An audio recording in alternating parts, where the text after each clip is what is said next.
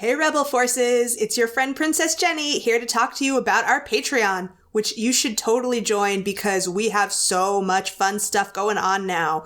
We have a private Discord server, we have a Facebook group, we have bonus episodes, mailbag episodes, live chats, all kinds of fun stuff going on. You want to be a part of it. Memberships start at only $3 a month. There is nothing holding you back. So come on over to our website at heyadora.gay. That's right, you know the one, heyadora.gay, or head on over to Patreon. You can also find us there at patreon.com/heyadoracast, and we will see you there. Until next time, queer joy is magic, and queer love saves the universe.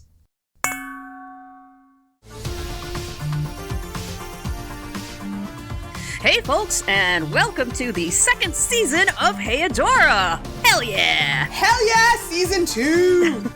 I'm Force Captain Meth, they, them.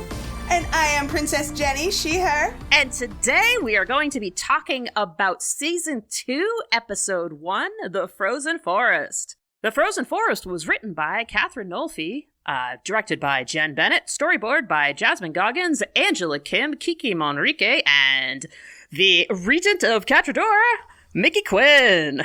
Woohoo! Hey, Math! Hey, Jenny! We're here! We're back! Yeah, this is great. It's super exciting. It's a whole new landscape. It's a whole new world. It's a whole new landscape. It's a whole new world. The last time we were here, we're battling for the very existence of the magical world of Etheria. And, you know, gay won. Gay love wins in the end. As it always does on this show. Yes, gay won. And so now we're in gay utopia, right? Everything's magically perfect now that gay won. Oh, that's what happened, right? If only that were the case. Oh. Friends, because there are no foes here at Heyadora. We open here in the Whispering Woods, and the Princess Alliance is fighting Horde bots, and there's something going on with the Whispering Woods. We do.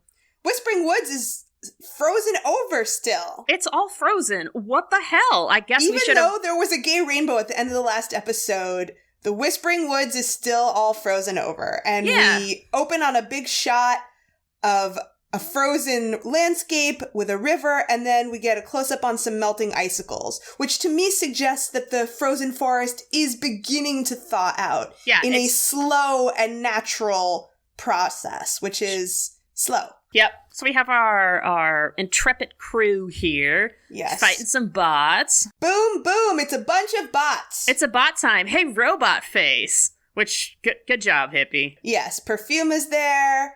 And then Bo, Frost, and Mermista, Glimmer are all there. It's the whole Princess Alliance kicking ass as a team. They're all crushing it, except for there's one glaring omission. Yes, well, obviously Shira's not there, but before we even get to the fact that Shira's not there, some little details of, obviously everyone's working together like they did at the end of the last season in the finale. Yep. Glimmer right off the bat we can see is a little annoyed by Frosta being her personal sycophant. Is it sycophant or sycophant? It's sycophant. Sycophant. Yep. Person who is a little too excited about being your personal cheerleader every single second. You're amazing. They worship you. Yeah, we get it. Calm the fuck down. Yeah, it's like a little sister thing, right? Like she's acting like the little sister thing. Yeah. And so I want to put a little pin in the back of your minds. Everybody remember back in the early first season, I think episode 3, I want to say, when we talked about Jung's shadow material, the idea of the shadow. I just want to remind you of that. The idea that the things that you don't like about yourself, when you see them in other people, it really extra super annoys you. Ooh. Think about that as we watch Glimmer and Frosta throughout this episode. Ooh, I love that. Yes. Ooh. And then the other thing we notice that's a small thing in this little opening scene is that Perfuma's still working on her aim. Yeah. So, they're all still working on their shit. They had a victory, but it doesn't mean that they're not still working on their shit.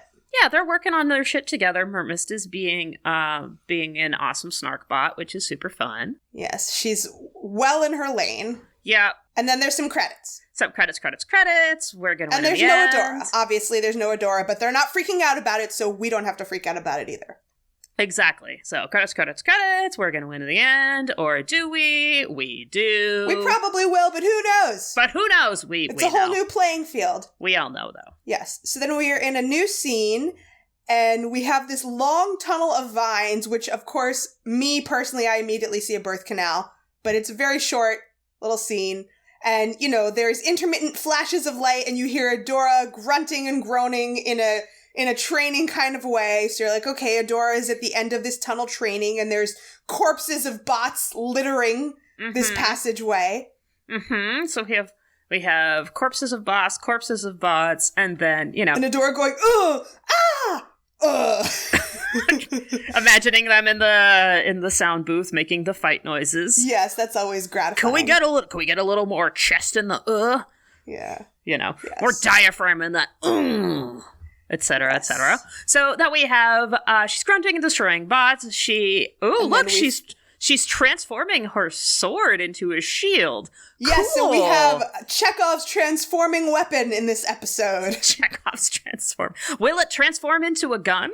I wonder if it will be meaningful or come up again later that this weapon keeps transforming into shit. And that she doesn't really seem to have control over it. Yeah, stuff happens. It turns into a bow staff, which is cool, and a mace, which is great, and then a mug, which maybe not so great. So actually, you just raced through all those transformations, and I actually went and looked up some vocabulary terms for these names of weapons, because I don't know the names of weapons. And I was like, I can't just go on air and refer to this weapon as stick with a ball of spikes on the end. That doesn't seem right.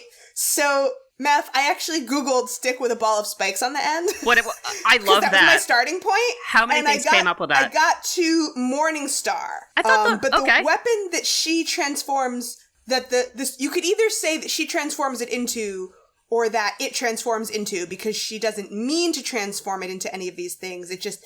She transforms and it takes whatever form it takes. She hasn't gained control yet. Right. So first, it turns into a whip. Yep. Then it turns into a Morning Star chain weapon. Because if it was a true Morning Star, it would just be a stick with a swinging part that has a ball of spikes. But since there is like a long whip part in between...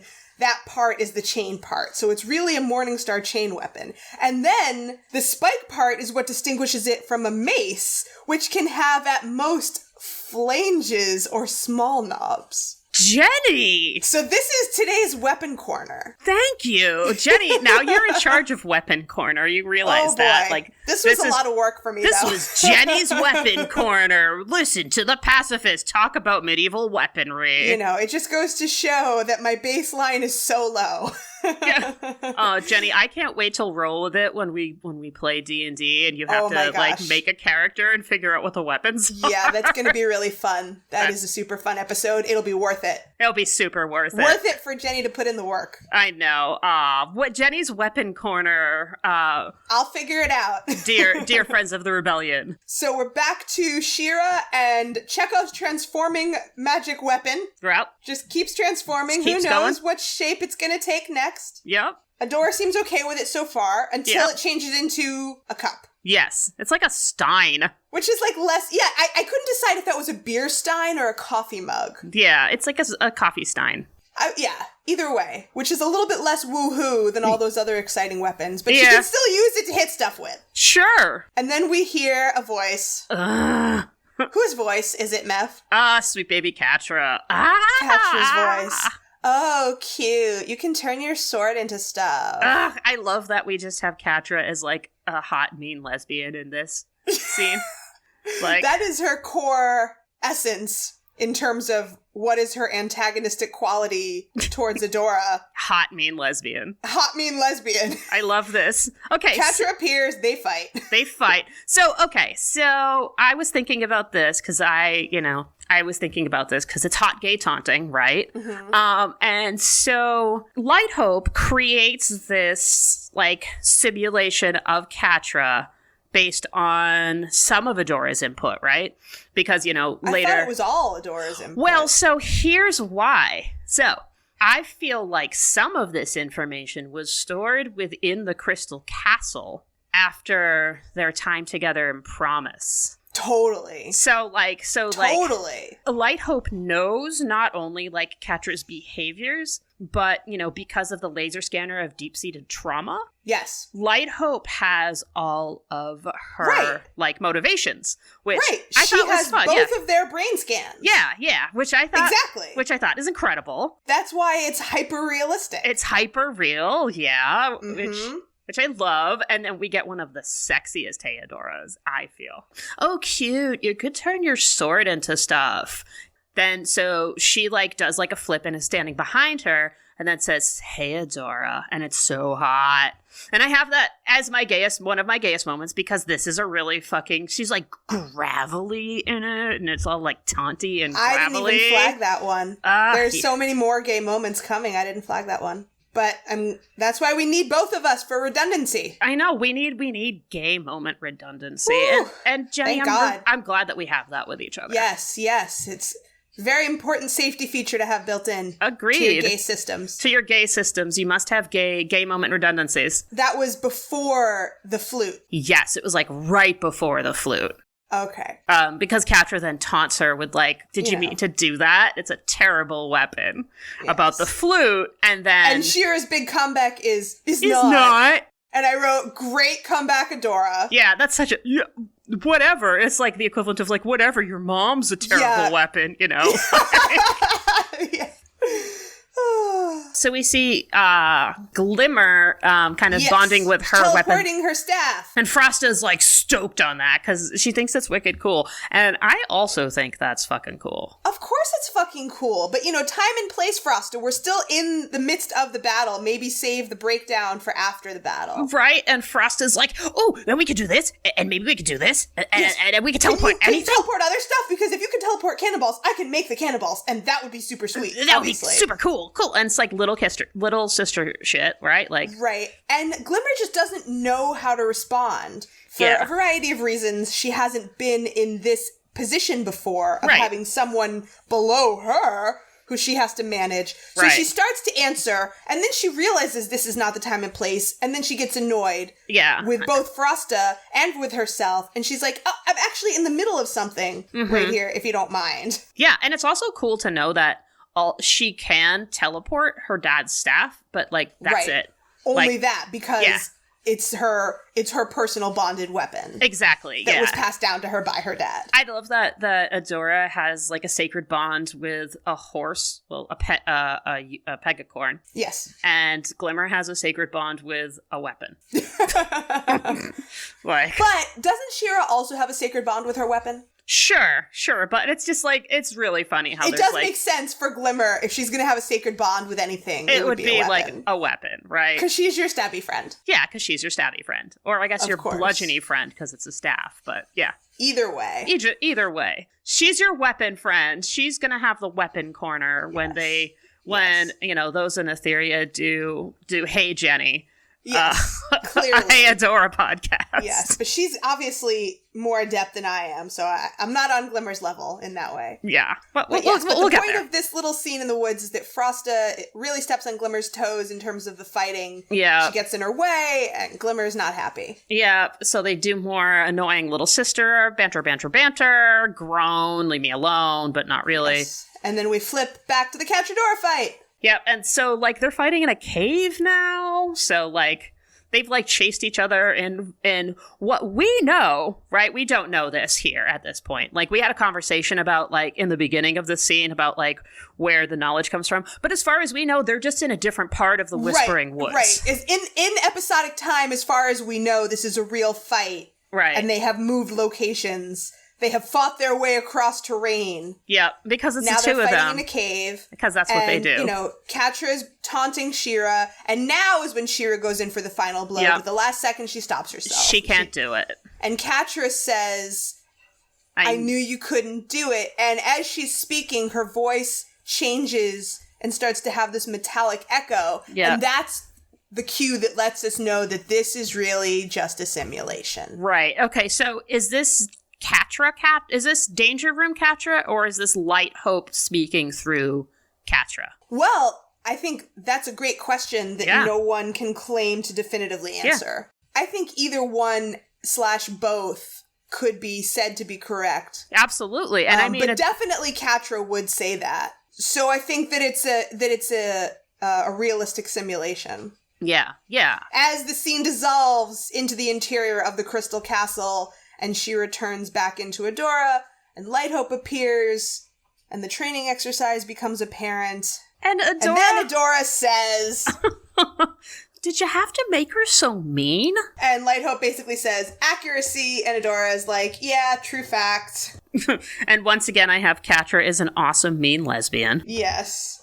And Light Hope says, there. Yeah, and we play some more Uncanny Valley Comedy Hour. Yes, I wrote that too! Yeah! Wait, that exact thing? Yes, but not in that exact spot. Oh. I saved it. You'll appreciate where I saved it for. Cool. Okay, awesome. And then we flip straight back to the woods again, where Sad Perfuma heals one teeny tiny little sprout, while poor Woods... They'll never be able to regrow if the bots keep attacking. So basically we get some exposition from her that she can't do it all under these conditions. Yep. Meanwhile, Bo is carefully removing an arrow from a downed bot, trying to examine it closely.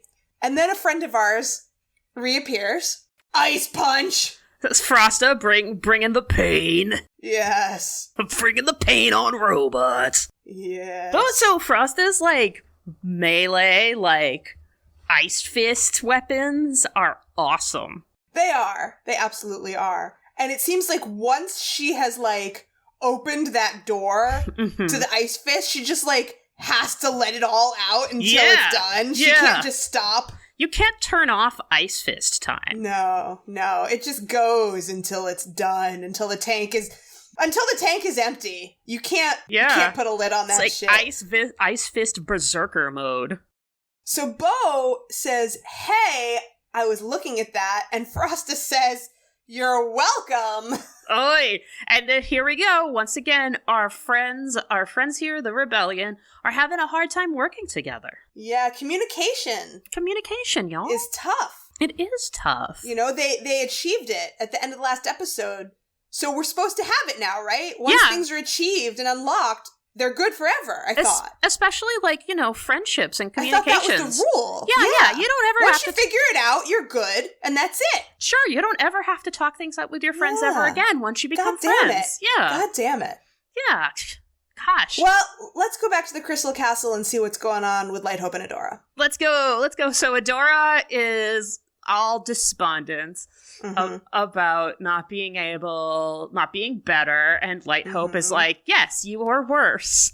And I love my human inspiration protocol is still in the beta stage. Yes, which makes me wonder, I'm sorry, is this your first She-Ra? I thought that you had previous She-Ras. How is your basic protocol to help your She-Ra train still in beta? I thought that was weird too. Yeah. Yeah. We gotta let it go because it's funny. It is funny. So, and also we established how much time has passed since the end of the last season. Adora says it's been a month and she hasn't gotten any better. Yep. And then Light Hope says, should I smile more? And that's when I had a note, shout out to the Valley of the Uncanny. Yeah, and I also had that here. Yeah. Yes. Because, that's obviously not going to help. Nope. And I had more adventures in Uncanny Valley humor. Yes. So, and I wrote, and then for the dialogue they have, I wrote AI humor. Yep. When Adora says, Catra's in my head, she has access to your mainframe? Kinda, though. No, she knows how to push my buttons. I can relate. I also have buttons.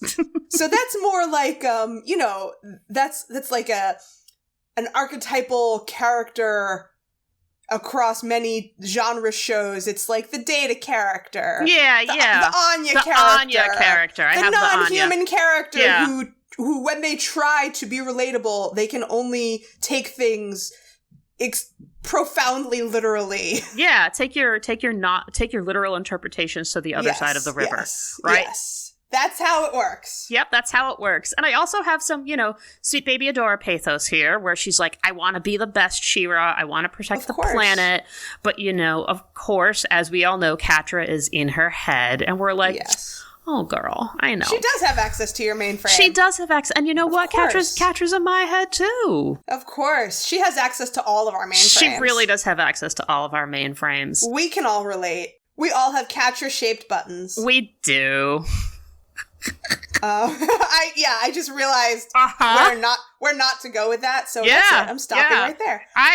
Moving on. Let's move on. Moving on. So Light Hope's training assessment for this whole scene basically is that you must learn to master your emotions, or you'll be doomed to repeat the mistakes of the last She-Ra. Yep, and I'm sure I have this in my notes. You probably do too. One of the things that both of us talk about a lot, and you're probably familiar with it if you've listened to this podcast before, is that we like to compare this Chosen One trope with the two other subversions, which is Avatar Aang from Avatar The Last Airbender, and, of course, Buffy the Vampire Slayer, which are both subversions of the Chosen One trope that show that using their emotions is their strength, just as we learn about She-Ra as well. Yes, even though they are both told the same thing, like, you must master your emotions or you will be a slave to them. Exactly. And they try and they try and they try to do that. Yep. They try to uphold the rules that they are given until finally they realize that the rules are stupid. The rules are stupid, and it really is about your emotions and love, right? Yes. Like, that's the whole thing. It's about emotions because, you know, the love you have for the people in your life is what motivates you to save the world, because if you don't care about anything, why save the world? Exactly. And you gain strength from that love as well, and they will also help you. I just thought of a great parallel. Oh, do it. Let's hear it. I want to hear it. The whole, like, if you don't care about anything, why would you save the world? Then you turn into the giant turtle guy in the Neverending Story. What's his name? I have no idea. Mortok, something like that. Giant turtle guy. You know, he has information that if he shares it, you know, could lead to salvation of the planet. Yep. But he's just so apathetic. He just doesn't care if the planet lives or dies. Yeah. So nobody wants that. It is your connections with others that make you stronger and make you more willing to save others. And the reason he doesn't care is because he's been alone for 1,000 years. He doesn't have any people to hang on to and to love.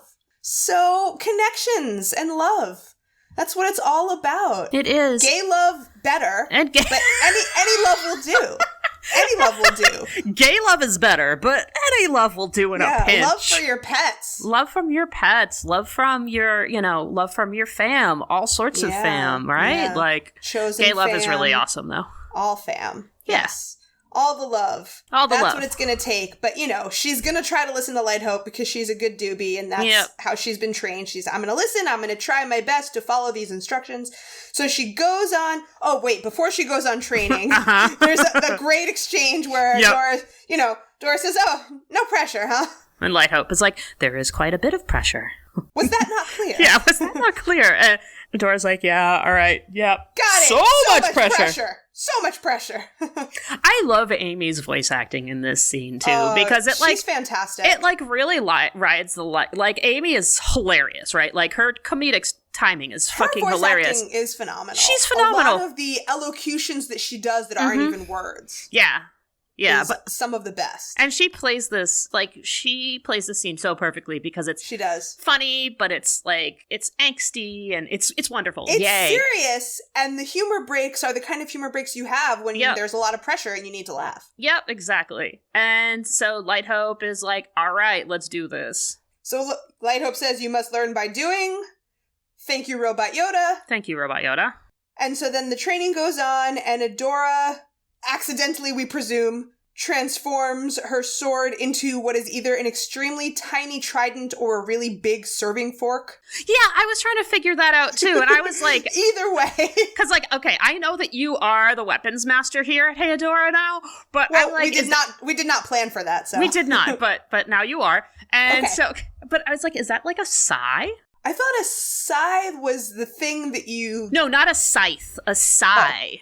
I don't know what that is at all. Like Raphael from the Ninja Turtles or Gabrielle at the end of Xena, I did not watch those. The Ninja Turtles. But you definitely watched Xena. Yes, I did, of course. Yeah, so you remember when Gabrielle stopped using the bow staff and started using the two knifey things? Yes, I do. I was losing interest at that point. I mean, I was too, because it wasn't like... But I do remember those weapons. I just don't remember the name of them. Yeah, but it could be.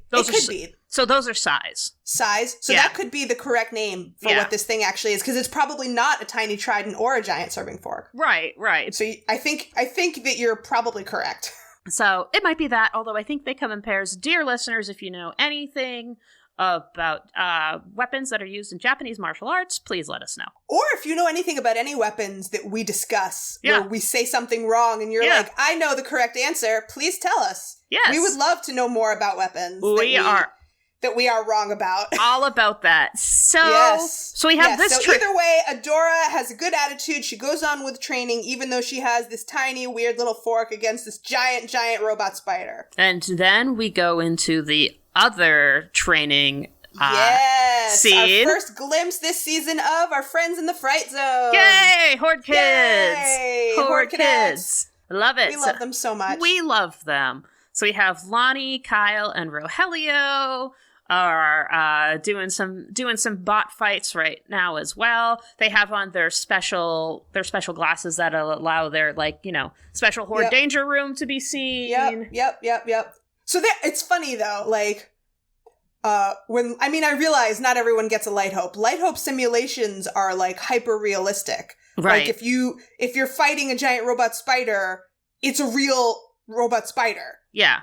But in the danger room in the Horde, you have your little glasses that make you see whatever, but they're all still just bots. Right. And so the way you fight them and the way they respond is you're only ever practicing against bots. Right. Because you're constrained by the technology. But yes, they do the best they can with what they have. Yeah, and they're successful. Yes, and of course, Lonnie and Rogelio are doing quite well. Because they're awesome, right? Because they're awesome. And Kyle not so much a fighter. Yeah, maybe curling up in a ball and putting your hands over your head and your butt in the air is not the most winning strategy. It is for other things, but not not in battle. Not in battle. Not in fighting bots. Yes. There's other situations for that, Kyle. Absolutely, See, Kyle. He's a lover, not a fighter. I've said it all along. Kyle. I love Kyle. Poor Kyle. Yeah, we love Kyle too. He just doesn't belong in this scenario. No, he's way too yeetable for this, but he is. So Catra now in command of the Horde cadets. She's teaching. She's feeling herself. Yep. Which is a good look for Catra. It's a real good look for Catra. She says, who can tell me what Kyle did wrong? Where to start? Hey, Lonnie. Yeah. Hey, Lonnie, we see you. We see you. Horde Shira is terrifying. Yes, she is, of course. She's 7,000 feet tall and has eyes of fire, you know? Yep, of course. So Horde Shira's fucking terrifying, right? Yes. So Catra explains, and she is correct, that Shira is too strong to defeat by force alone, but she is slow and easily manipulated. Sure, by you, Catra. All true, but yes, only by one who knows exactly how to do the manipulating. And then she demonstrates herself, and again, all she demonstrates is that she knows how to jump around and disable a bot. Sure. But it is nonetheless an effective demonstration. So, I have a note here that could also be a gayest moment. Please. When Catra is fighting giant Shira robot with the fire eyes, when she disables the robot, when she reaches her fist in and pulls out the central processing unit, yes. When you flash to the holographic Shira that is superimposed over it, she ripped in and tore out her heart. Yeah, that makes sense. And so you see, and it looks like it, right? It looks like if you watch super violent, old school kung fu movies, it looks like somebody that reached, because it fits in the palm of her hands, and you see the wires kind of hanging over it. I didn't notice that specifically, but it fits exactly in the narrative. So, and then this is one of my gayest moments. Because Catra rips out metaphorical Adora's heart? Yeah, exactly. Sure, I'll allow that. Yeah. No reason not to. Also, and she gets all pissed and throws the heart at them and is like, go again, fix this. Yeah, now fix it and go again. So wait, they can repair robots? Sure. That's They're cool. robots. They're so useful. I know, right? Maybe that's what Kyle's good at. Yeah. Maybe Kyle's good at fixing the robots. Yeah, that would track. I like that. That would track, because he's much better at things that don't have to be done at gunpoint, you know? Yeah, exactly. So I think it's the fixing of the robots. Yeah, he could be a great apprentice for Entrapta. Oh, yeah.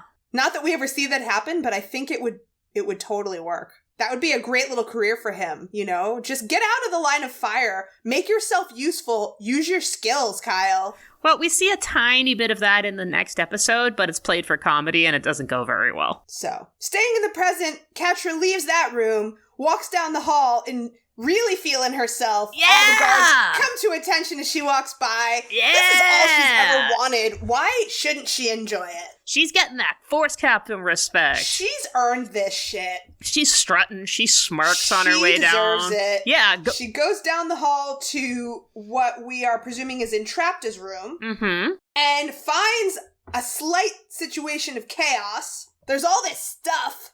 All this extraneous non-Spartan stuff. Non-Spartan. There's, like, pictures of families and kitty cats. And tiny food. Tiny food. Couch. Yep, she's got her gay robot dad. Yep. Fit picture. And the big eye kitty. And that little, like, tiny little, like, robot. Little tiny, like, robot on wheels. So cute. You know that thing is made just to deliver tiny food, which I love. Oh, yeah. Yep. She's got her tiny cupcakes, so they must have brought all the tiny bakingware. Yep. And there's a comfy couch to sit on. So they can all watch bot TV together, and very much seems like they're experiencing, like, watching sports together. So I kind of want to talk about the couch if we want, because I kind of have a little mini Professor Smart Brain moment here about this couch. Sure. The picture of the couch we see, it kind of has, it's like a kind of a camelback couch, so... Yeah, I love it. It's kind of Victorian looking. Yeah, so it has like this Victorian kind of vibe to it. It also kind of has like an Art Nouveau vibe. So like, you know, it looks like an old-timey couch. It has this camelback thing, which means that like the back of it like has like a hump like a camel, and it's shapely, and then it has like these two sides that aren't like big and full.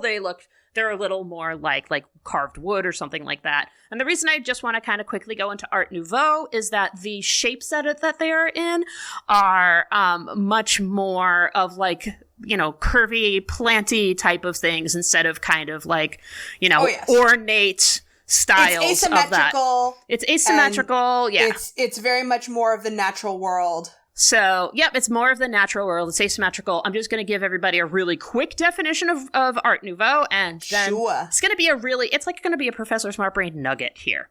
Awesome. Delicious. Art Nouveau is kind of turn of the 20th century, kind of like post-Victorian, Edwardian type of spot, like in between like kind of Victorian and Edwardian-ish into Art Deco, right? Mm-hmm. So like 1900s to about like 1920s-ish. Yeah. Influenced by like kind of it's in reaction to like the staid academic, like very formal type of like art of the 19th century. It's inspired by natural forms such as the quote sinuous curves of plants and flowers. There's a sense of dynamism in the movement, often given to I love it. Often given to asymmetry or whiplash lines, and the use of modern material, particularly iron, glass, ceramics, and later concrete, to create unusual forms and larger open spaces. A lot of it does have kind of a floral feel to it, but it's not an ornate, kind of like highly decorative, formal, regal rococo, which we can all go into another time. It's very much more streamlined. It's very influential now in terms of like poster design was huge in terms of Art Nouveau. And you can look up Art Nouveau poster design and you're going to look at it and be like, oh, I understand what that looks like. So yeah, Art Nouveau furniture. Can I make an extrapolation? And it could be your whole point. Please. Yes. No. All right. So I feel like the whole point of this couch is to show that Mermista does come from this natural Etherean princess world, even though she is now in the Horde, and she is also comfortable in the Horde and relates to the Horde in all these mechanical and technical ways. Fuck yes. Also, it's Entrapta. Her couch is a princess couch from the natural princess world. I said Mermista? Yeah. I'm sorry. I meant Entrapta. Yeah, Entrapta. Yeah. I have Mermista on the brain because she's hot? She is hot. And I have recently acquired a suit for myself in the style of Mermista's suit in the secret underwater party adventure. Yeah! And when it's fully ready, I will post some pictures, but it's Hell very yes. exciting. So I have Mermista's suit on my mind. Yes. Sorry about that. No. I meant Entrapta. But I love that. I feel like that is an excellent extrapolation, and I love that I love that. Yay. Thank you. You're welcome. I contributed like a little dollop of ketchup onto the Professor Smartgrain nugget. I love that. And also just like, that's a hot couch. Oh, I love that couch. Right? It's well designed and it looks really comfy. And it was perfect for the three of them to sit on together. I and know. Catra would never have like allowed it if Entrapta had said, hey, I want to bring in a couch. Catra would have been like, no. No. But of course, Entrapta doesn't ask permission. No, nor does she. She just brings in her stuff. She's like, hey, here's my stuff. It's here. Here's my couch. Here's my big screen TV. And Catra just lets it go, right? Yep. Yeah. And so now they all get to sit together. Cue up the live stream, Entrapta. Let's all watch some bots. I love it. And they're sitting around on the couch together, the three of them. Yep. Eating popcorn. Eating tiny cupcakes. Yeah, watching their favorite show, which is bot footage. Scorpia, at least, seems like she's having a great time. Yeah, it's like, well, they're watching sports. Exactly. And Scorpia's definitely a sports lesbian. Exactly. She's such a sports lesbian. There are more moments like this that come later on. So the screen shows Perfuma and Mermista kicking the shit out of some bots. Yeah. The bots are definitely coming off worse in these fights, and that's what they're observing. Yeah. You know, Scorpia's like, ho, ho, ho. You know, he's not coming back from that. Yeah. You know. Yeah. But they're kind of unconcerned because they know they can just keep sending more bots. Yep. And so Catra's strategy is to essentially just exhaust them. Right. Yes, exactly. And keep them busy reacting to bots. Yep. So they can go, the Horde can go do other stuff while the rebellion is busy in this one place dealing with all these bots. Yeah, exactly. Catra's like, yeah, let's just keep throwing bots at them. We'll keep them over here. We'll, do our thing. And Entrapta's like, oh, but I have a better idea. And pulls out some first one tech. Yes, of course Entrapta has a better idea. Entrapta always has a better idea, even if the last idea was her idea 5 minutes ago. Yep. 5 minutes later, Entrapta has another better idea. That's just how it works. Entrapta's all about innovation. Absolutely. Yeah. Absolutely. So that's all good. Then we swoop back over to the Crystal Castle. Yep. Where Adora finally is done for the day. Hops on Swifty, heads back to Bright Moon. Aw, she's such a happy horse lesbian when she meets up with Swifty. And Swifty's always so happy to see her. It's a great combo. When you come home and your pets are so fucking happy to see you, it's the best. I know. It is the best. It is the best. Aw. And so they're all head back. So she heads back to the forest and meets up with Glimmer and Bo. And Glimmer's like, Glimmer is just narrating how much ass she's kicked since the last time they saw each other. She gives us some important information about how she's still super juiced up. Mm-hmm. The Moonstone is super juiced up. Her powers are supercharged. She's killing lots and lots of bots. And Bo interjects that, just like the day before and the day before, so how many ever she kills, they just keep coming. Yep. Yeah. And Glimmer says, what are we supposed to do? Not fight the bots? So this is a question of, act versus react, and that's a lot of what this episode is about. Yep. And that it is what it is. They're kind of stuck right now. Mm-hmm. And Bo wants to know what Adora is learning from Light Hope. Mm-hmm. And Adora, as we know from having seen her so far in the episode, she doesn't feel like she's learned that much. She's pretty frustrated. Yep. And she says, getting way better at transforming my sword. Yep. And the way she says, my sword, is total gay enunciation. It is gay enunciation. I completely agree. And that is my first gayest moment nomination. I love that. Yes, it is. Yep, just fixing up my sword. Gonna go out and try to just replace the muffler in my truck. And... Yep. And then Frosta, where the fuck did you come from? Have you really been here the whole time? I love that. Well, that's one of my favorite tropes. It's like, nobody notices them, and then somebody pops up and is like, oh, hey, guys, I just have something to add. It's like, where the hell did you come from? Always a favorite trope of mine. I've been here the whole time. Yep. Yeah, and, always a favorite. She just keeps being where they are, and Glimmer is not into it. Nope. Annoying little sister time. I have later in the episode, I'm like, are they really just going to make Frosta Dawn? She has like Dawn vibes. I would disagree with that. I do too, but it's that little sister type of thing. Little sister is little sister, sure. For those people who don't know Buffy, Dawn is Buffy's little sister who appears in the 5th season out of the blue as if she had always been there. And it's, a genre-poking meta thing. Some people think it's funny. Some people think it's really stupid. Yeah. Draw your own conclusions. Right. But when we're first introduced to her, like, specifically the first episode we see her, we just have her being the very stereotypical, annoying little sister. Yes. But she grows, obviously. But she grows. As does Frosta. So we have to, I think they grow in different directions, and that's why I think that they're not that similar. Oh, absolutely. But there's like so the surface level annoying little sister trope, of course. Yeah. It works either way. Yeah, exactly. And they all skip off to the war meeting. Mm-hmm. And we have hand in hand. Yep, hand in hand. Tra-la-la, going to the war meeting. Yes. My first note is how we've missed you, gay-ass chairs. I love those gay-ass chairs. Me too, man. Like, I look at them and I just see, like, the 90s.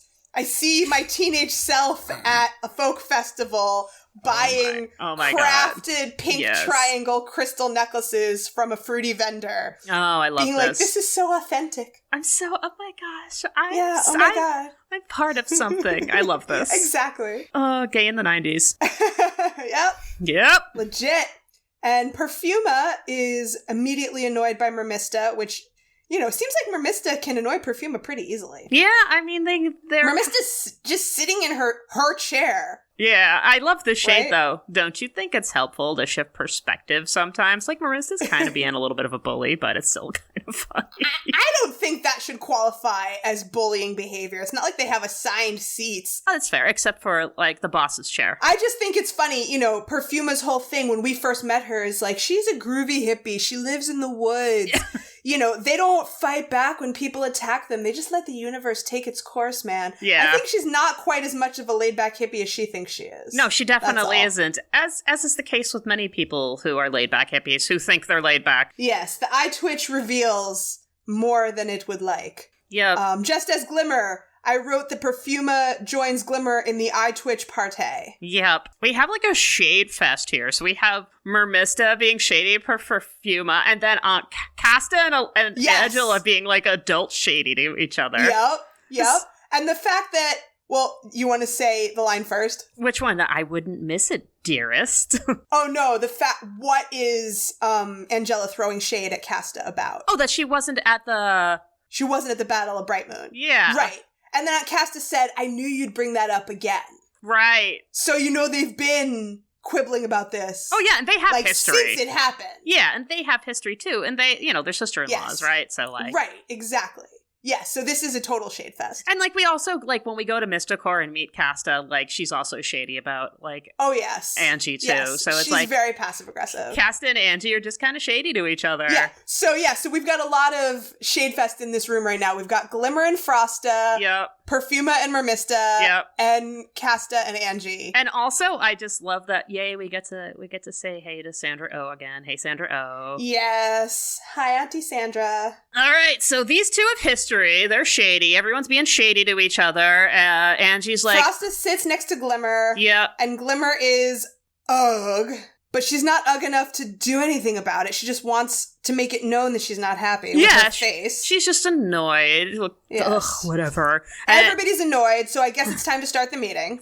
As it always is with meetings. Everybody has to be, particularly annoyed before they start. Yes. And she's like, all right, Swifty, what's up? And Swifty's like...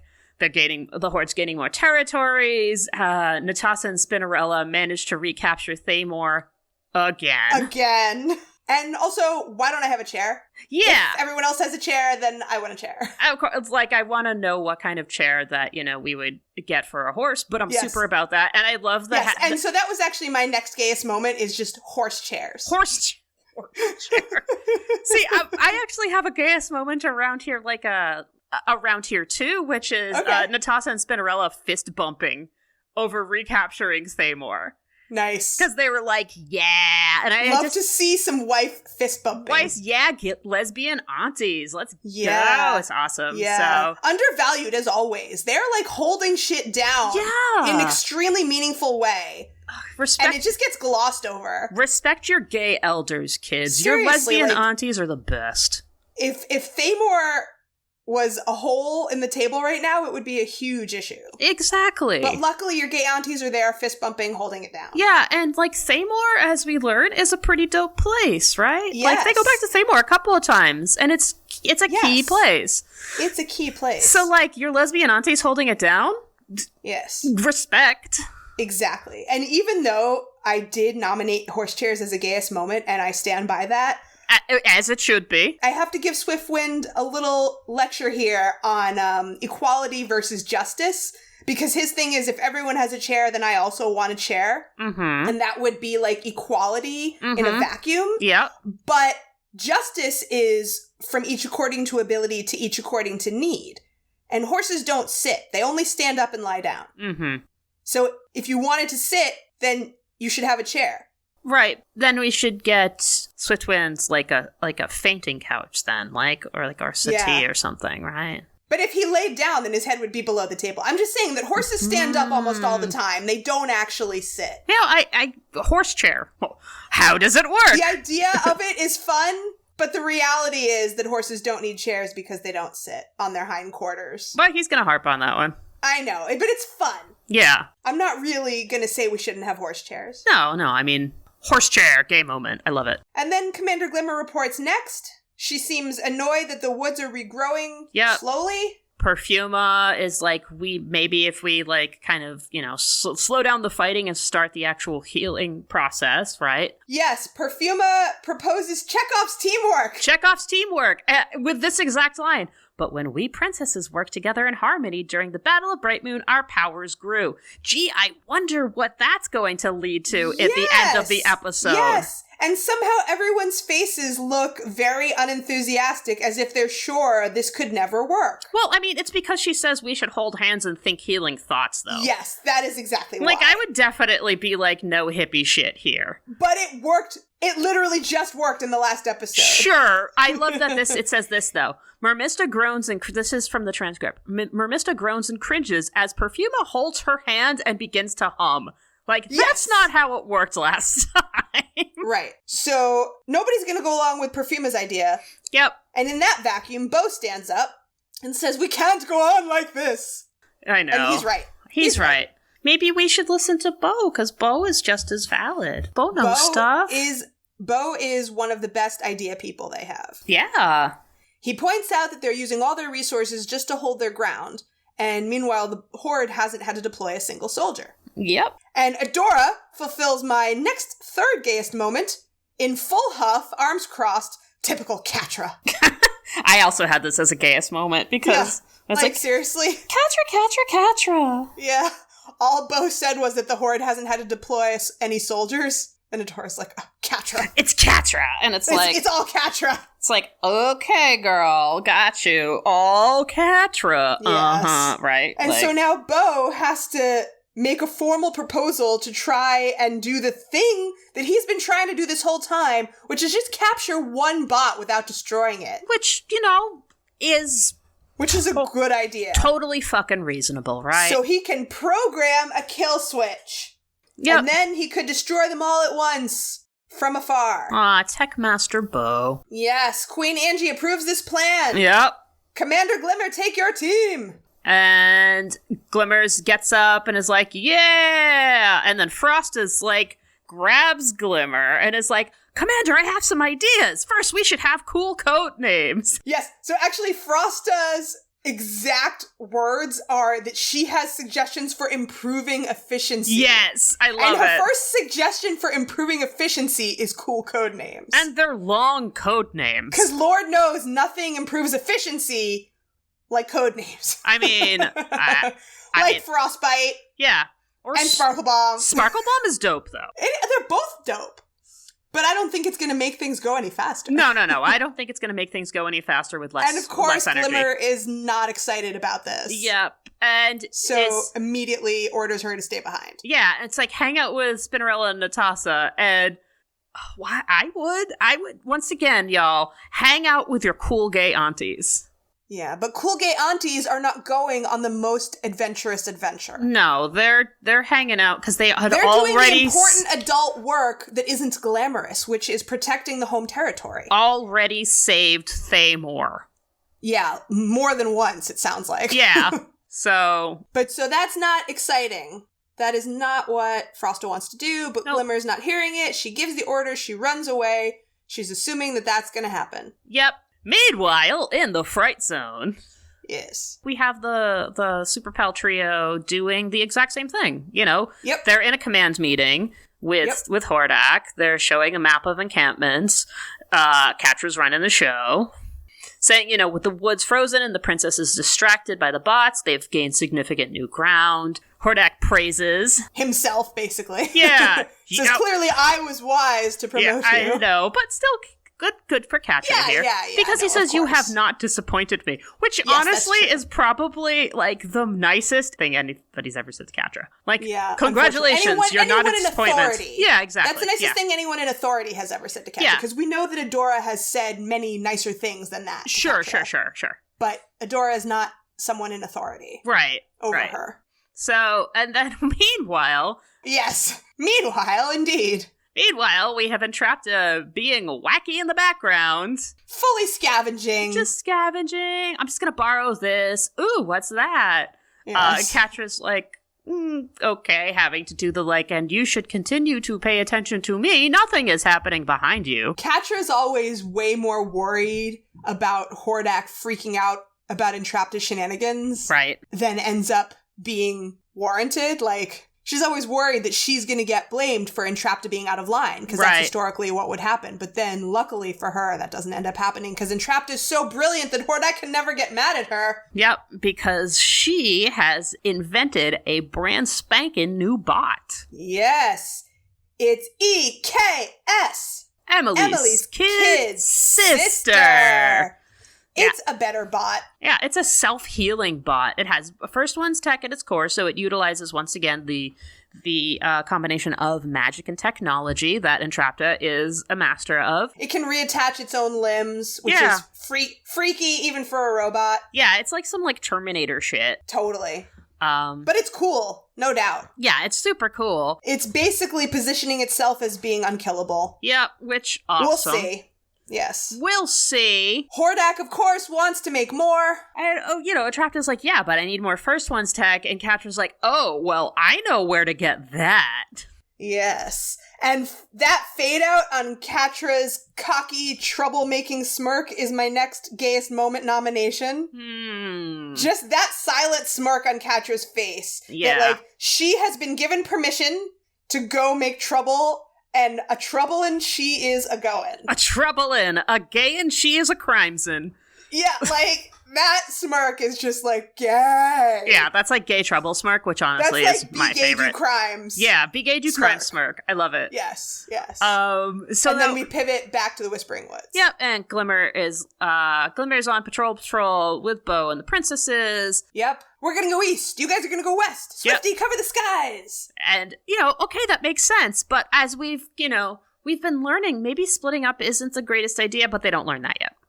Well, I mean, I don't know what other choice they would have. Right. Well, we'll see what the other choice Either is. way, Bo reminds them they want an intact bot. And of course, everyone jumps in and wants to know if it's okay if they damage it just a little bit in their special way. Yeah, I love the perfumer's idea of ferns that secrete corrosive poison is some fucking poison ivy style shit. I love that. I like that one a lot too. Poison ivy from the DC universe, aka aka Harley Quinn's girlfriend. Harley Quinn's girlfriend, one of the best cartoon ships out there. Yeah. And comic ships. I love them. So, but this is some Dr. Pamela Isley shit. Which is, the pre-bad guy name. Yes. Yeah. But even if, as Poison Ivy, I'm pretty sure that she can control plants that secrete venom. Oh, definitely. I just like to... Either way. I just like people to know that both her and Harley Quinn are doctors. That's true. She's a PhD of botany. Yeah. She can make a plant that would secrete poisonous venom. Yep. That's right. So we have some Poison Ivy shit going there. PhD women! I love them. Yeah. Love them. Not even necessarily evil. Just, not like, necessarily evil. Just in chaos general. gays. I love chaos gays. We love chaos gays, obviously. Obviously. Yes.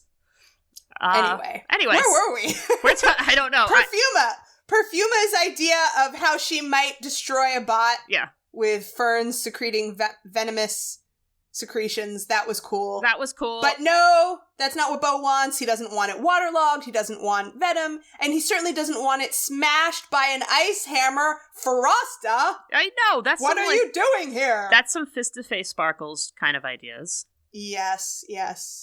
And so, this perfect line from Frosta, I ask you, dear listeners, have you ever heard a line like this out of the mouth of any other character, perhaps? I know I ignored orders, but those orders were wrong. It seems familiar. Yeah, I don't know. I might have heard that from someone. I feel like there's another character who might say something like this. Yeah. But we'll just put that in the back of our minds for now. Let's put a pin in that one. Glimmer is so annoyed. Yeah. Frosta is so not leaving. Yeah, and Glimmer's like, you can't just run off and do whatever you want. And Frosta's like, okay, but yeah, I did. But I did! And I'm like, damn, okay. Yep. No apologies. Meanwhile, here comes a whole new bot. It's a different kind of bot. So what's going on with this bot? Adora stabs it, but it doesn't die immediately? No. What? That's weird. Yes. So, and then it starts to scan the woods. Yes, a scuffle ensues, and then we have the first She-Ra transformation of season 2. Yep, and they do a full transformation sequence animation here, and it's always very satisfying. And it's the same, right? As the transformation. Yeah, it's the same. It hasn't changed yet. Yeah. Okay. It has not changed. It's still awesome. The bot doesn't die. She thinks she killed it, but it keeps coming back. Yep. It's like the cat that came back the very next day. The cat came back the very next day. It can reattach its own arms. And terrifying. Yes. Swifty says, ew, that's unnatural, even for a robot. And we agree.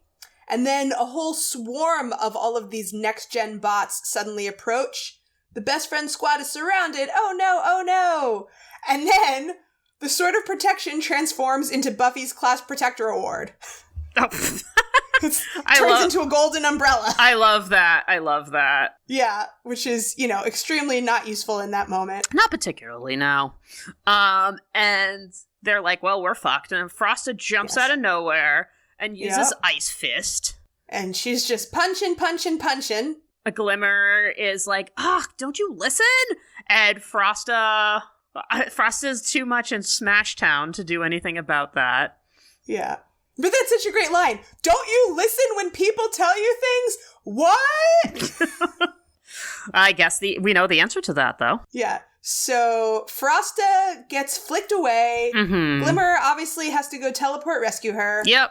And then instead of continuing to fight, all the bots leave. Yep. They've done their scanning. Yep. There's some electronic beeping sound. Yep. And they all leave. In the same direction. And everyone's like, what the fuck is going on? So battle over? Question mark? Yes. Great time for Mermista and Perfuma to show up. I love, we've been looking everywhere. Yeah. Everywhere. Uh-huh. Yes. Mermista's shade in this episode is perfect. I kind of just want to give all of Mermista's shade in here a gayest moment because it's so good. Absolutely. Glimmer is, yelling at Frosta, saying that was stupid. You could have gotten everybody hurt. And Frosta's like kind of bummed out. It's like, I was just trying to help. And you can see Frosta kind of turn from like big, tough, smashy stuff to like really kind of get into like under Frosta's ice shell. Yeah, getting to some vulnerability. Some melting ice. Some melting the ice. It is melting. And then Glimmer delivers the finishing line. Yeah. Which is the line crossing line, maybe. Yeah. You need to stop getting in our way. And of course, that's Glimmer's temper kind of getting the best of her in this situation. But she instantly is regretful. She's like, right. Oh. So they have meaningful eye contact when they both know it was too far. Frosta's eyes fill with tears and she cries and runs away. Yeah, even Mermista was like, damn.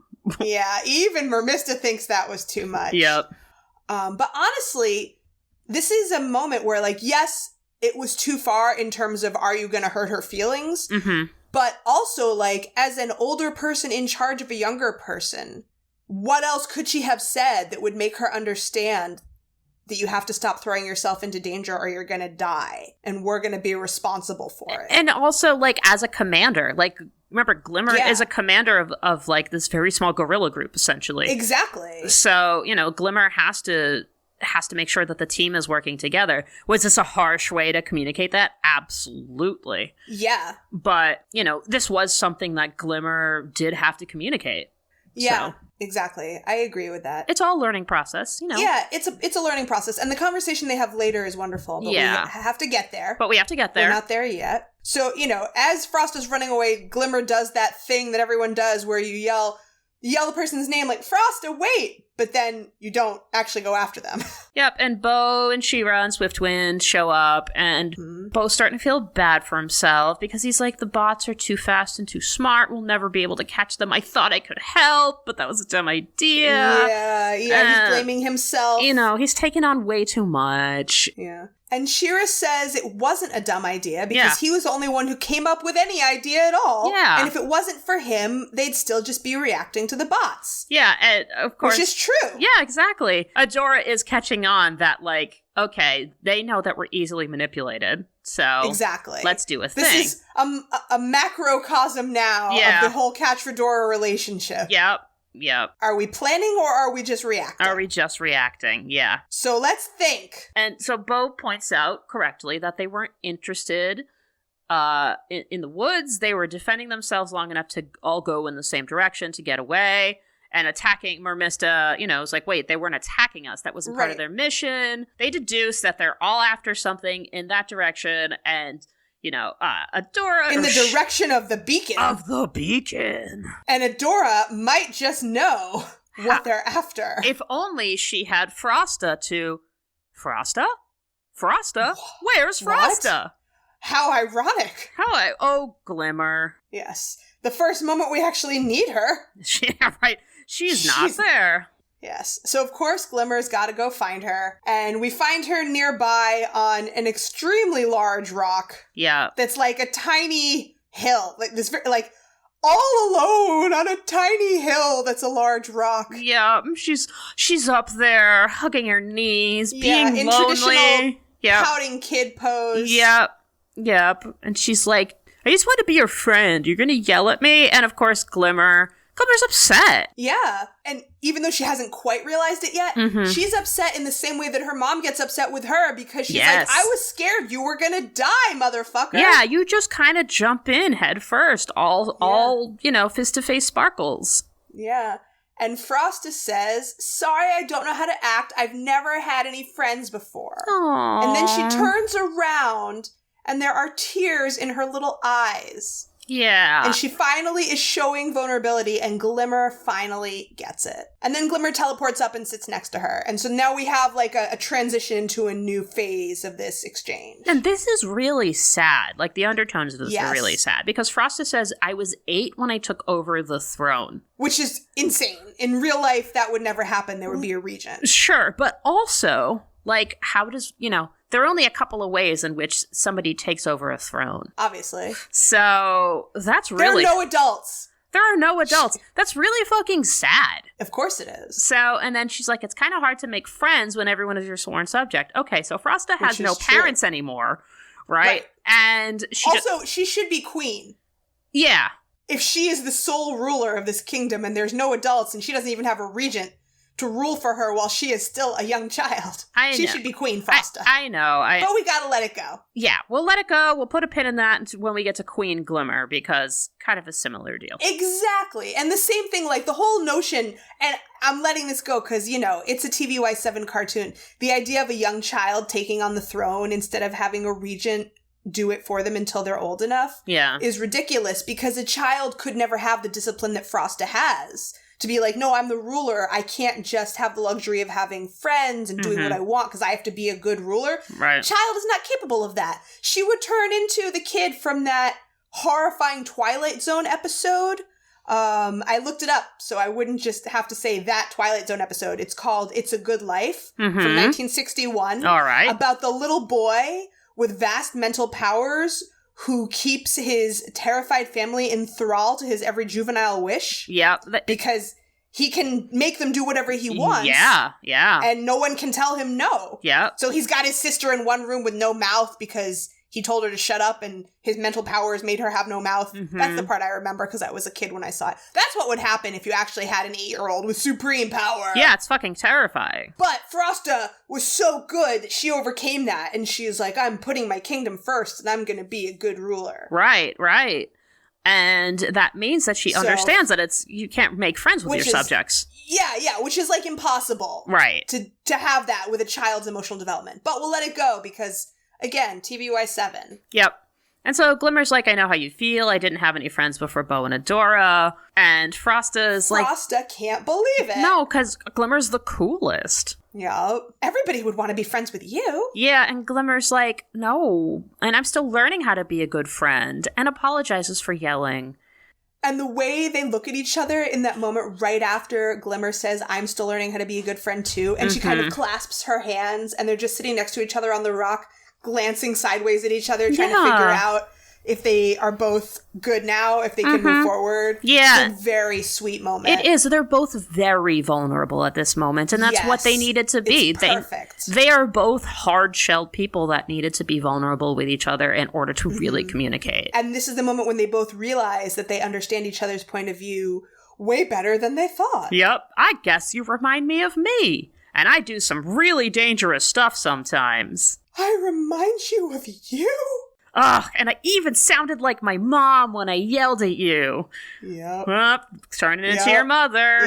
Yep. So this is the end of the cycle of Jung's shadow. Yay. This is how you get over your shit. Yay. When you have things that you dislike about yourself and you don't want to own it, and when you see it in other people, it drives you insane. Yeah. When you finally work through that shit, and you own those bad qualities in yourself, and you start to work through them, then it stops aggravating you. Yep, and then you can be friends. And this is emotional growth. This is for both of them. Good job, team. For everybody. Yay! Yes. Emotional Yay, growth. team. We're doing it here, teaching kids how to be emotionally intelligent. Yes, this is super queer therapy. This is super queer therapy. This could be a gayest moment also. It is, yeah. Like a super wholesome gayest moment.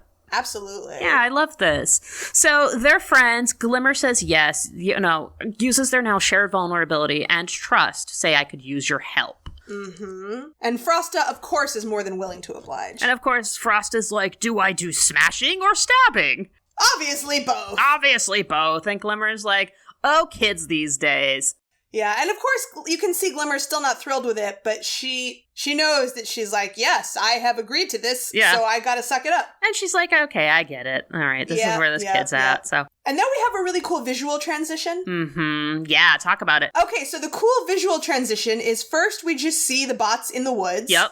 And then we see the bots in woods seeing the Crystal Castle, and then we see a switch to the screens, the bot's screen view of the Crystal Castle, and then we zoom out from that screen view to see the screens in Entrapta's room that the Super Pal Trio is watching of the bot's view of the Crystal Castle. So all of that was just to get us from the woods back to Entrapta's room through the bot's POV. Awesome. Yeah, that was a cool try. I didn't write down everything because I kind of knew that you would get that. Yeah. I like those transitions where they put thought into it. Mm-hmm. And, they made it more of an organic transition. Mm-hmm, mm-hmm. So now here we are back on the couch with the Super Pal Trio. Yep, so they're watching sports. They're very excited here. On the Nouveau couch. And Entrapta's stoked. Catra says there's enough First One's tech in there to power a whole armada of robots forever. And, we get Geeker Joy from Entrapta.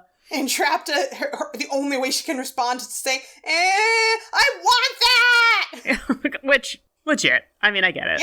Yeah, of course. And then we hear we got some smashy and some shakies, and some stuff starts to happen as they're watching. And we are now in a battle. Yes, some ice begins to cover the ground, so the bots are slipping and sliding. And we got some really excellent punnage from Frosta. Yes. Ice of you to drop in. Oh my god, she was so excited to say that. She was very excited about her 80s action movie punning. Oh yes.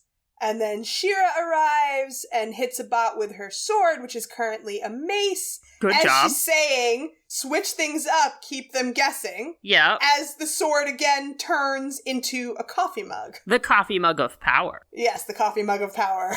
So definitely keeping them guessing. Yep. With Chekhov's transforming weapon. Chekhov's transforming weapon, and then, yes. Our mission here is just capture one. So let's smash the other ones and take the other ones out. But with better teamwork, the rebel forces are slowly able to accomplish this goal this time around, because they have actually, over the course of this episode, assimilated this information that what they need to work on is their teamwork. Yep.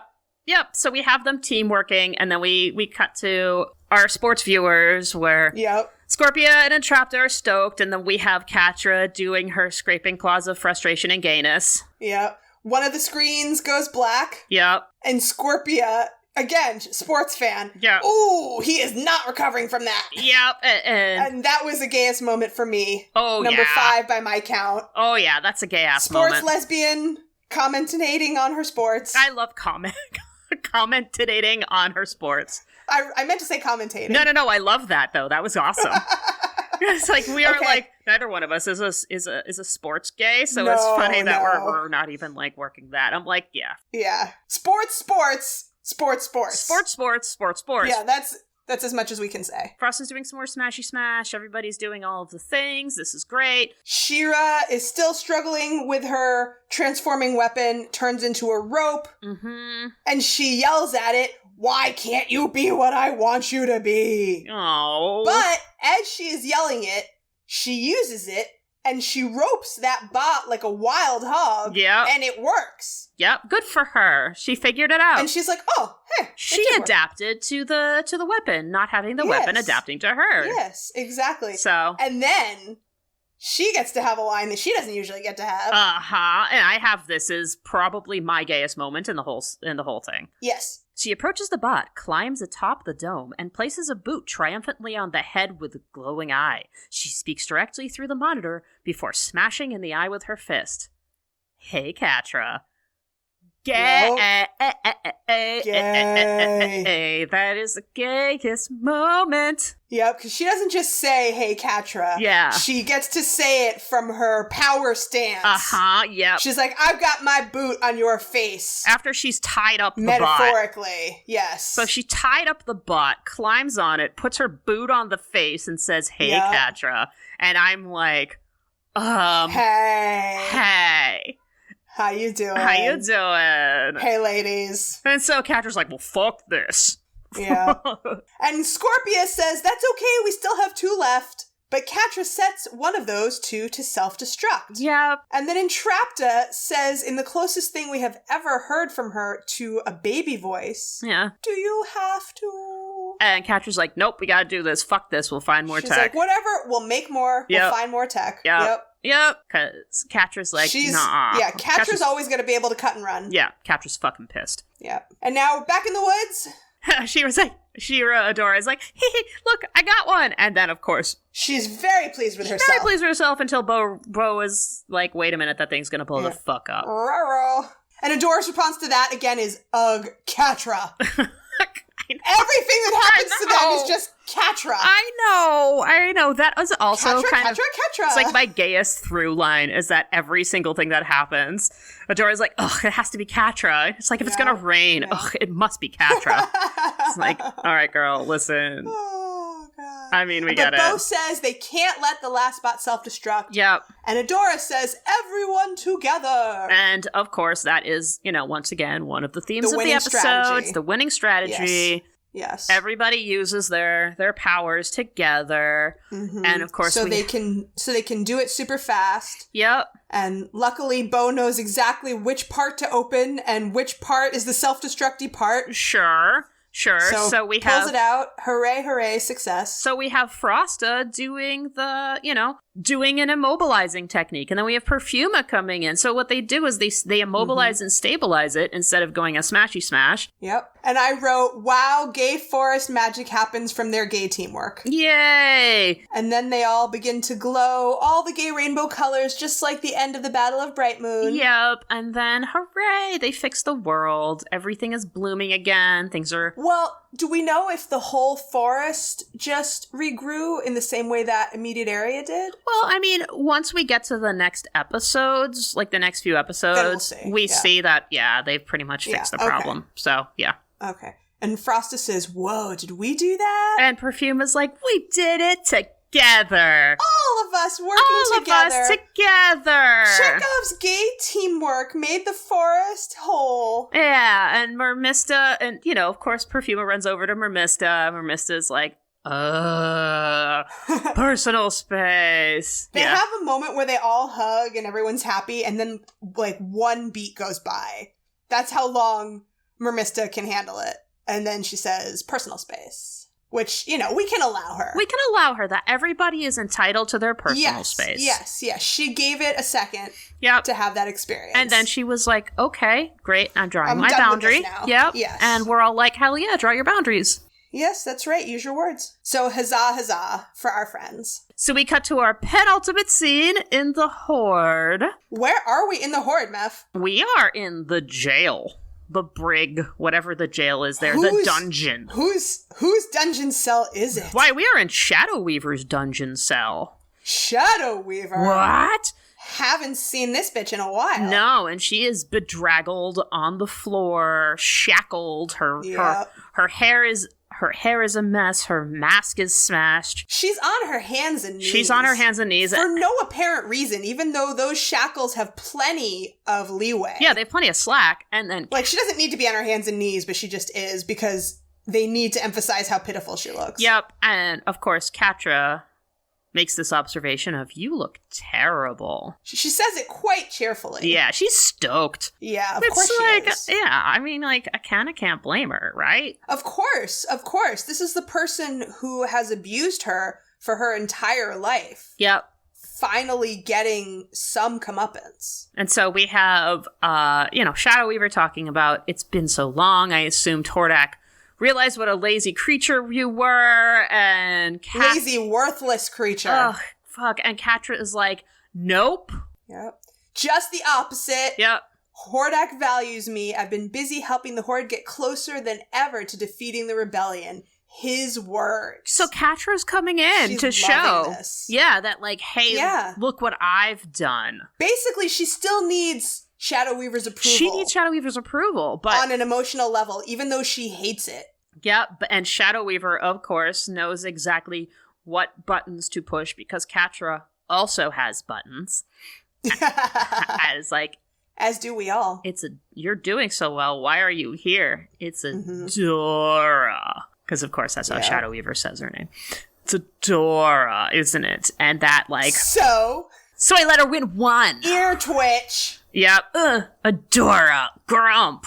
I don't love her at all. Yes. Right. I hate her. I don't want her mouth in my mouth at all. I hate her stupid mouth. Her beautiful, beautiful face. Oh, I just want to hit it with my lips. Catra's like, whatever, our armies are growing, we're winning, we're ready to roll out. I will behead and you will be here rotting. Yep. And then, like, takes a breath, composes herself, smiles, and said, thanks, I needed this. Yep. And then she just walks on out. Painful. So rough. Yep. The pathos, it is the thickness here. The thick of the pathos. It's everywhere. Yep. Oh, yeah. Oh. Anytime Catra voluntarily walks into a room with Shadow Weaver, there's going to be pathos. Ugh, right? Enough pathos to cut with a knife. Yes. But now, you can go back to Bright Moon. Back to Bright Moon. And we're in Glimmer's room. Yep. Where the princesses are doing post-battle aftercare for each other, which is very sweet. I love including this. First aid and hairbrushing. Which, legit. Sure. Yeah, why not? Sure. I'm sure hair can get really tangled and messed up in the heat of battle. Yeah, exactly. And you don't want that to fester. No. And turn into a gross nest of knots. And also, Glimmer is sitting with Frosta and brushing her hair. Like, it's also a very sisterly gesture. She's It very much is. She's, like, accepted the fact that this kid is essentially gonna be, like, her little sister. She's approaching this with the tenderness that they both need for their relationship. Yes. She's bringing up some next level bonding that they can have together in that vein. Yep, and then Frost does, a little bit of exposition. So we're okay now that the woods are growing back, so the woods are growing back. And then Adora says, Light Hope says there's lots of fix. Yeah, so basically what I wrote for the exposition is that, we've made some amount of progress, but not a super lot. Yeah. But at least we'll always have each other. At least we'll always have each other. Gee, it's almost as if this is the first episode of a season that is setting us up. Yes. For the rest of the episode. The parting line from Glimmer is no princess left behind. Which we've heard before. Gee, I wonder how we've heard this. When did we hear this? We heard it before, but there was a princess left behind. It's true. And in fact, when we cut to Bo sitting there, talking into his recorder, he's ready to start doing his science thing. So he does the science thing. He gets himself a recorder. He says, the best scientist I ever knew did this. He doesn't really know why he's taking notes. He has no idea why he's speaking into a recorder, and yet he does, and he says, hi, future Bo. And he opens it up, and what does he see? He finds the first one's crystal. Which means... Entrapta is alive! Entrapta's alive! And they left her behind. Fuck. Uh-oh. Yeah. So that's good news, but also upsetting news. Boom. End of episode. Oh, goodness. So that's the end. That's the end of the episode. The end of the episode. Hey, Jenny. Hey, Meth. What did we learn today? We learned a lot. Oh, yeah? What did we learn? First of all, we learned that Entrapta's alive, and they abandoned her in the Horde. Right. That's important. That's wicked important. We also learned, I don't know about you, but I learned that leveling up can feel a lot like starting over. Oh, from scratch. That's so true. It is. Jenny. We learned that progress is not a straight line forward, and that sometimes we have to learn things more than once for them to stick, and that's okay. It's like you looked inside my soul. Aww, Jenny, these are so insightful. It's almost like we can all relate to this incredibly relatable gay cartoon that is lovingly created by gays. By gays, for gays. For gays. To be relatably gay. Aww. But also human nature. I mean, it is human nature. It is. Thank you, Relatable Gay Cartoon, for giving us all something to relate to. Yes, it is true. Especially, brand new year for all of us. And yet, so many things are the same. So many things are the same. In many ways, we're in the midst of a pandemic that's just as badly off now as it was a year ago. We're still fighting the Horde. They haven't gone anywhere. But we have leveled up. And you know what? We have each other. We have each other. We have a vaccine. Mm-hmm. We have better quality masks. We have gay rainbow power. We do. We have a fuck ton of gay rainbow sparkle power. Gay rainbow sparkle power. We have a weapons corner now also. We have a weapons corner. So watch out. We have, in order to improve the efficiency of our podcast, we now have code names. Yes. We're going to work on the code names. We're going to come up with some good code names. But we will improve our efficiency with code names, don't you worry. We absolutely will. Well, folks, if you liked what you heard and you want to join us in reversing Etherean climate change, you can like and follow us on Apple Podcasts, Spotify, Google Play, or wherever you get your podcast fix. You can also find us on Twitter, Instagram, TikTok, and Facebook at HeyAdoraCast, or you can email us all of your recommendations for how we can reverse Etherean climate change at HeyAdoraCast@gmail.com. We have a Patreon! Woohoo! Woohoo! Become a member of the Rebellion and get fantastic perks like bonus episodes, our very own private Facebook group and Discord server, exclusive playlists, Patreon-only video hangouts, and so much more. You can find the link to our Patreon, as well as the link to this week's Spotify playlist, The Frozen Forest, in our show notes, or by going to heyadora.gay. That's right. .gay. .gay, bitches! .gay forever! .gay! And remember, queer joy is radical. And queer love saves the universe. Ow! Ow! Ow! Season 2! Season 2!